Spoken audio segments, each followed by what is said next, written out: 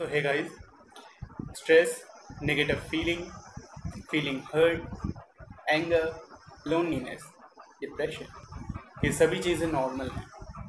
आप ये कहेंगे कि ये नॉर्मल कैसे हैं? ये नॉर्मल इसलिए हैं क्योंकि ये हमें ज़्यादा इफ़ेक्ट नहीं करती।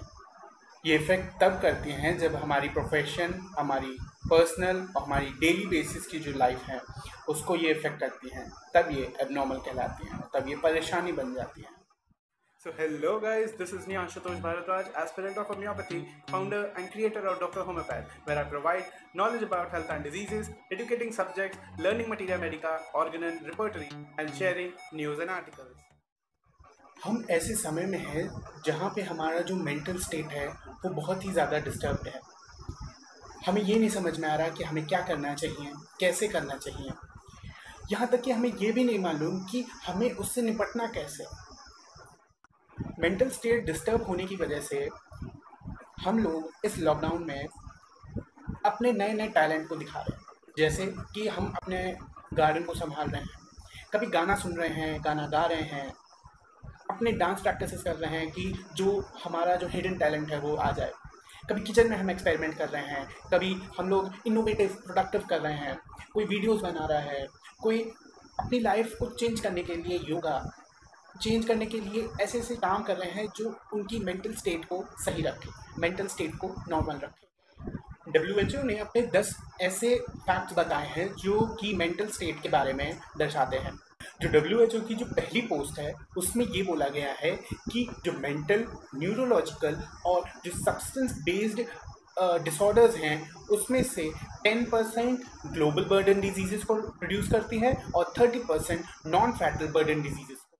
जो इसका सेकंड पोस्ट है उसमें ये बोला गया है कि जो डिप्रेशन है वो ही एक मेन डिसेबिलिटी का कारण है जो कि 264 मिलियन पीपल्स को अफेक्ट कर रहा है।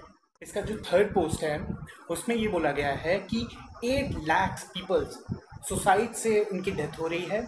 जैसे कि आप ऐसे मान सकते हैं कि 1% 40 सेकेंड में अपने सुसाइड को कमिट कर रहा है और जो सुसाइड में उसकी डेथ हो रही है। इसका जो फोर्थ पोस्ट है उसमें ये कहा गया है कि 5 में से 1 दुनिया के बच्चे और जो एडोलेसेंट हैं वो मेंटल डिजीजेस से सफ़र कर रहे हैं। इसका जो फिफ्थ पोस्ट है उसमें ये बोला गया है कि 9 में से 1 इंसान अपने डेली लाइफ में और अपने डेली रूटीन में स्ट्रगल कर रहा है अपने मेंटल स्टेट से। इसका जो सिक्स्थ पोस्ट है उसमें ये बोला गया है कि जो आधी से ज़्यादा मेंटल डिजीज़ेज होती हैं वो 14 साल की उम्र के बच्चों से शुरू होती हैं। सो इसका जो सेवेंथ पोस्ट है उसमें ये बोला गया है कि जो सीवियर मेंटल डिजीज़ेज वाले जो लोग होते हैं वो जनरली 10 से 20 साल पहले उनकी डेथ हो जाती है। इसका जो 8th पॉइंट है उसमें ये बोला गया है कि जो 139 कंट्रीज से आधे से कम के पास मेंटल हेल्थ पॉलिसीज़ हैं और प्लान रिपोर्ट्स हैं जो कि ह्यूमन राइट कन्वेंशन से अटैच्ड है। इसका जो 9th पॉइंट है उसमें ये बोला गया है जो हेल्थ वर्कर का रेशियो है अपने पॉपुलेशन में वो लो इनकम जो पॉपुलेशन है उनमें 1 लाख में से 2 लोग और जो हाई इनकम वाली पॉपुलेशन है उसमें 1 लाख में 70 लोग जो कि पॉपुलेशन में हैं।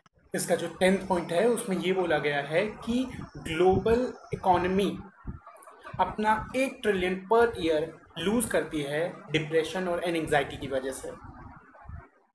होम्योपैथी में ऐसे बहुत से ज़्यादा इम्पॉर्टेंट मेंटल सिम्टम्स होते हैं जो केस टेकिंग के टाइम में हमें मिलते हैं, जैसे कि delirium, dementia, emotion, different types of fear, imagination, dreams, mania, mood swings, depression, anxiety, tension, melancholy, ऐसे बहुत से सिम्टम्स हैं जो कि केस टेकिंग के टाइम में हमें देखने को मिलते हैं। इस लॉकडाउन में हम अपने आप को कैसे पॉजिटिव रखें, हम ऐसा क्या करें जिससे कि हमारा जो माइंड है, हमारा जो स्टेट ऑफ हेल्थ है वो हमारी नॉर्मल रहे। सो नेचर्स को एंजॉय करिए।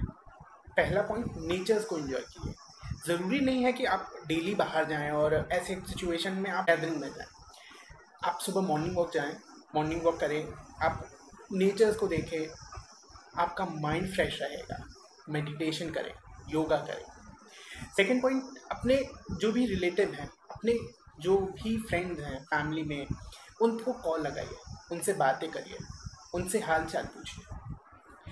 तीसरा पॉइंट, अपने फिजिकल एक्टिविटी, अपनी एक्सरसाइज, अपनी डेली रूटीन को आप बहुत ही ज़्यादा प्रोडक्टिव करें, बहुत ही ज़्यादा उसको बढ़ाएं। चौथा पॉइंट, अपने हिडन टैलेंट को, आपकी हिडन टैलेंट जैसे आर्ट है, ड्राइंग करना है, सिंगिंग है, डांसिंग है, कुकिंग है, ऐसे बहुत से ज़्यादा जो हिडन टैलेंट हैं वो अपने अराइज करिए। 6 पॉइंट, ये अपनी बॉडी को केयर करिए, क्योंकि इस टाइम पे सबसे ज़्यादा हाइजीन मेंटेन। दूसरी चीज़, हमें अपनी बॉडी को बहुत ही ज़्यादा केयर करना। 6 पॉइंट, डेली रूटीन को हम अपना बनाए रखें, क्योंकि आज के टाइम में लॉकडाउन के चलते हमारा डेली रूटीन बहुत ही बिगड़ा हुआ है, हमें पता नहीं है कि कब उठना है, कब सोना है। सो इसीलिए जब भी कोई भी मन होता है हम उस टाइम पे वो कर लेते हैं। तो इसीलिए हमको अपना डेली रूटीन मेंटेन करना। और लास्ट पॉइंट है, और जो लास्ट पॉइंट है बहुत ही ज़्यादा इम्पॉर्टेंट है, वो ये है कि म्यूज़िक सुनिए, क्योंकि आधी से ज़्यादा बीमारियाँ, आधी से ज़्यादा मेंटल स्टेट, आधी से ज़्यादा परेशानियाँ हमारी म्यूज़िक सुनने से हील हो जाती हैं। कहा भी गया है कि music is the best medicine.